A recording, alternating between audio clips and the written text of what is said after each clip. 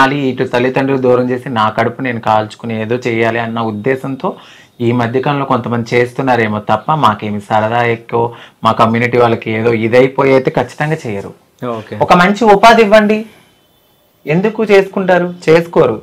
ఇలా sex work చేసి ఒక అపోహతో ఇలా చూసే బదులు వాళ్ళకు ఒక జీవనాద వృత్తి చూపియండి. గిన్నెలు కడుగుతాకెళ్తే మీరు అసలు హోటల్స్ పెట్టారు కొంతమంది ట్రాన్స్జెండర్స్, మీ దగ్గర తినమని వెళ్ళిపోయారు.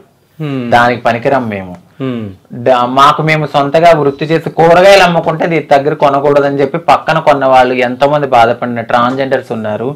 అట్లానే ఐటీ ఎంప్లాయీలోకి వెళ్ళిన వాళ్ళు కూడా కొంచెం అవమానించి కొద్దిగా మానేసిన వాళ్ళు కూడా ఉన్నారు. మీరు ఎంకరేజ్ చేయండి, డిస్కరేజ్ చేయొద్దు. హోటల్ పెట్టుకున్న వాళ్ళని కూడా మీరు తినకపోతే మీ దగ్గర తినము అని చెప్పి వెళ్ళిపోయిన వాళ్ళు కూడా ఉన్నారు.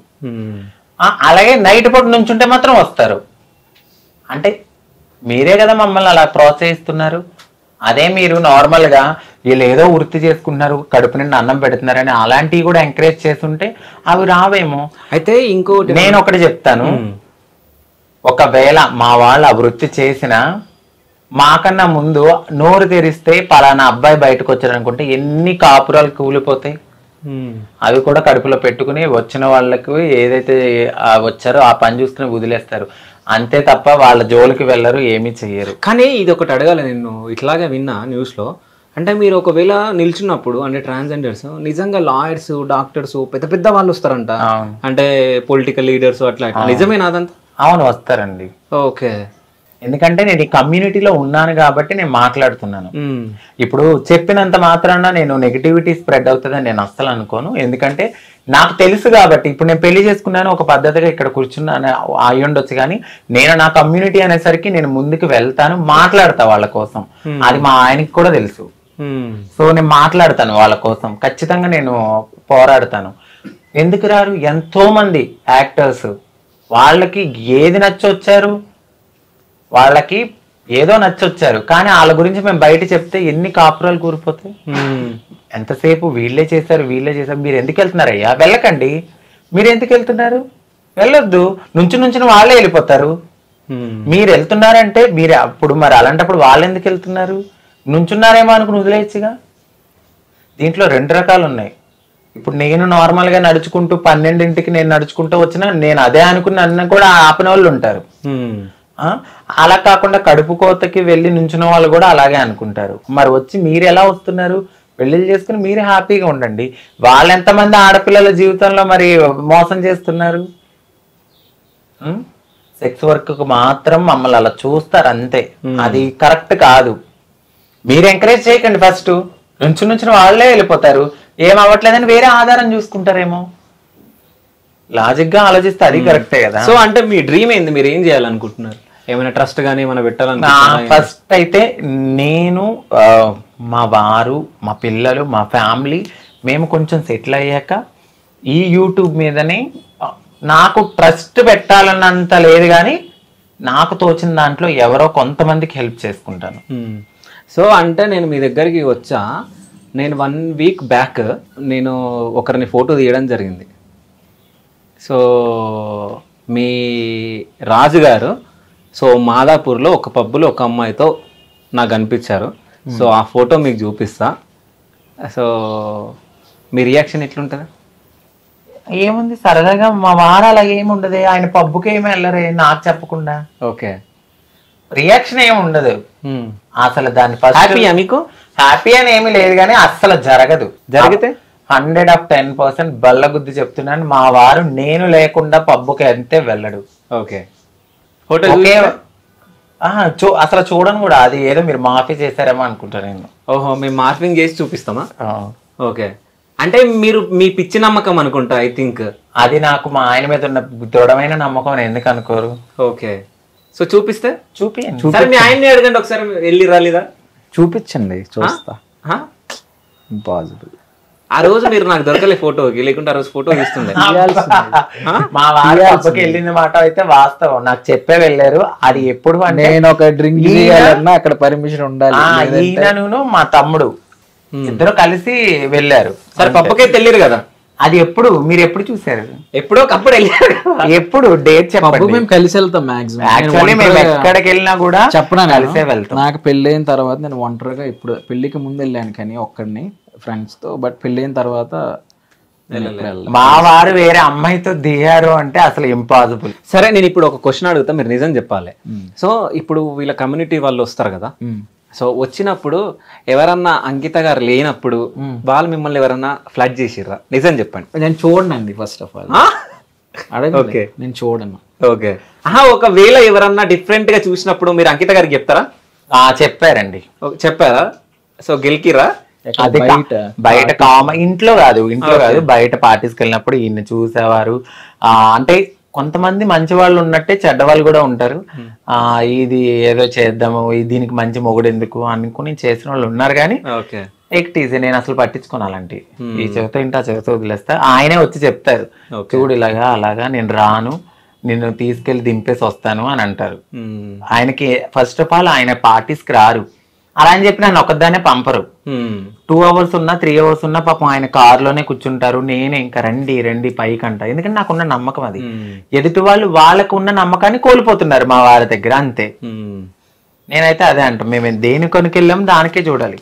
అది కామన్ గా జరుగుతూనే ఉంటాయి మా దాంట్లో ఫ్లెక్ట్ చేయడాలని. సో యూట్యూబ్కి వస్తే మీరు ఈ మధ్య బాగా ఎంటర్టైన్మెంట్ చేస్తున్నారు.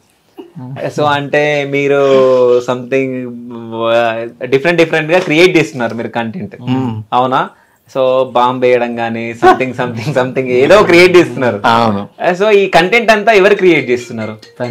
నేనే అండి. చేద్దాం అన్నప్పుడు మీ ఫీలింగ్ ఎట్లుంటది? అవసరం లేదు ఫస్ట్ పెట్టింది నేనే పుల్లగా చేయమని నేనే ఇచ్చేసాను కాబట్టి చేయని. తర్వాత మీరు కూడా ఒకరోజు చెప్పారు కదా, మంచిగా వెళ్తుందా ముందుకు పెట్టండి యూట్యూబ్ ఛానల్ అది.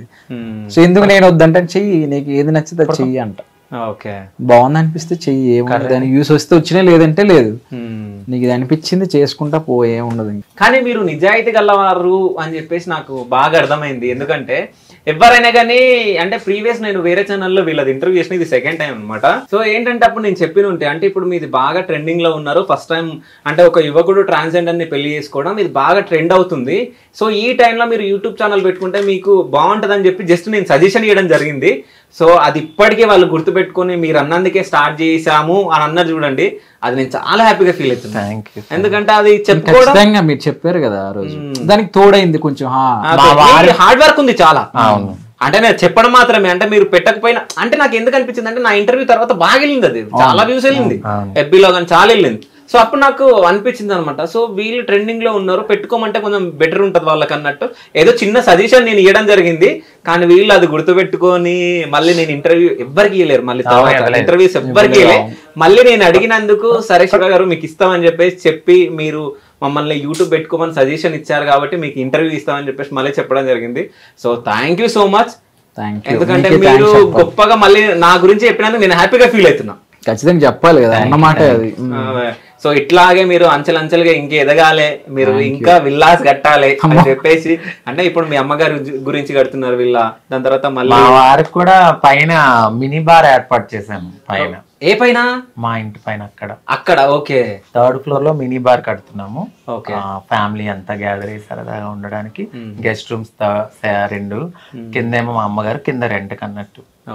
సరదాగా వెళ్ళినప్పుడు ఇప్పుడు ఈ రోజు ఇలా ఉన్నాను, రేపొద్దున్న మంచిగా పిల్లలు వచ్చాక వాళ్ళకు కూడా ఒక మంచి అట్మాస్ఫియర్ కావాలి, అందరితో కలవాలి, అన్ని చూపించాలి. ఇన్నాళ్ళు పడిన స్ట్రగుల్స్ చాలు నాకు ఇంకా. అందుకే ఇది కొంచెం తగ్గించుకుంటూ నేను యూట్యూబ్ ని పెంచుకుంటూ వెళ్తున్నాను, కంటెంట్ ఇచ్చుకుంటూ. ఒక్కసారిగా అంతమంది సబ్స్క్రైబర్స్ రారు కాబట్టి మనం చేస్తూ ఉండాలి, మన కృషి మనం చెయ్యాలి. వెళ్తూ ఉంటే నాకు ఇది అవుతుంది. యూట్యూబ్ మీదే నాకు వచ్చేయాలి నాకు ఎప్పుడూ లేదు. నాకు పబ్లిక్ నుంచి ఒక మంచి ఆదరణ కావాలి. నేను చెప్తున్నాను కదా, నాకు యూట్యూబ్ నుంచి ఒక అమౌంట్ వస్తుందని కూడా నాకు లిటరలీ తెలియదు. ఫస్ట్ నాకు అస్సలు తెలీదు. నాకు తర్వాత తెలిసింది, ఈయన తర్వాత సర్చ్ చేయడము, ఇట్లా 1000 దాటాలి సబ్స్క్రైబర్స్, 10,000 అవ్వాలి, ఇలా ఇలా ఇలా అవన్నీ సబ్స్క్రైబర్లు 1 lakh వస్తాయి, ఇవన్నీ ఈయనే చూసుకునేవారు. కంటెంట్ నేను ఇచ్చాను. ఇప్పుడు నాకు అర్థమైంది. కానీ మీకు బయట మంచి పేరు ఉంది అన్నట్టు నాకు అర్థమైపోతుంది. ఎందుకంటే ఎమ్మెల్యేలు ఎంపీల భార్యలు మీకు ఫోన్ చేసి మాట్లాడడం అంటే మీరు మంచి కంటెంట్ ఇస్తున్నారు, అంటే మీరు మంచిగా మహాలక్ష్మి లాగా వాళ్ళకి కనిపిస్తున్నారు కాబట్టి వాళ్ళు కూడా అట్రాక్ట్ అయిపోయి మీకు అంటే వాళ్ళు వాళ్ళ ఫ్యామిలీ మెంబర్ లాగా ట్రీట్ చేస్తున్నారు అనుకుంటా నేను. సో ఇట్లాగే యూట్యూబ్ ఛానల్ ఇంకా ముందుకు వెళ్ళాలి, సో ఇంకా మీరు మంచి పొజిషన్ లో ఉండాలి అని చెప్పేసి క్యూబ్ టీవీ త్రూ మేము కోరుకుంటూ thank you so much. So me viewers కు మీరు ఏమైనా చెప్పాలనుకుంటున్నారా? థ్యాంక్ యూ సో మచ్ అండి ఎంటైర్ క్యూబ్ టీవీకి. ఎందుకంటే చాలా లాంగ్ గ్యాప్ తర్వాత ఒక మంచి ఇంటర్వ్యూ మా బ్రదర్తో చేయడం అయితే జరిగింది. ఇది సెకండ్ టైం. సో నాకైతే హ్యాపీగా ఉంది. మమ్మల్ని ఎంత బాగా ఆదరిస్తున్నారంటే, మీ ఇంట్లో మనిషి అనుకుని ఇంటికి వెళ్ళినప్పుడు కూడా నా సబ్స్క్రైబర్స్ రావడం అన్నీ జరుగుతున్నాయి. సో ఇలాగే మీ ప్రేమని ఎప్పుడు కాపాడుకుంటూ ముందుకు వెళ్తూ ఫ్యూచర్లో ఇంకా మంచి స్టేజ్కి వెళ్ళాలి. ఇలాగా ఎవరైనా ప్రేమించి పెళ్లి చేసుకోవాలనుకున్న ట్రాన్స్ వాళ్ళు కానీ మీరు కూడా ఒక అడుగు స్టెప్ వేసే ముందు అండర్స్టాండింగ్ చేసుకుని మ్యూచువల్గా కూర్చుని అన్నీ ఆలోచించి చేసుకోండి. లైఫ్లో ఎన్ని అప్స్ అండ్ డౌన్స్ వచ్చినా కూడా వదులుకోవద్దు, బ్రేక్ చేయొద్దు. ఎవరో ఒకళ్ళు తగ్గితేనే ఆ బాండింగ్ అనేది ఉంటుంది. కాబట్టి అట్లా లైఫ్ని సపోర్ట్ చేసుకుంటూ ముందుకెళ్ళండి.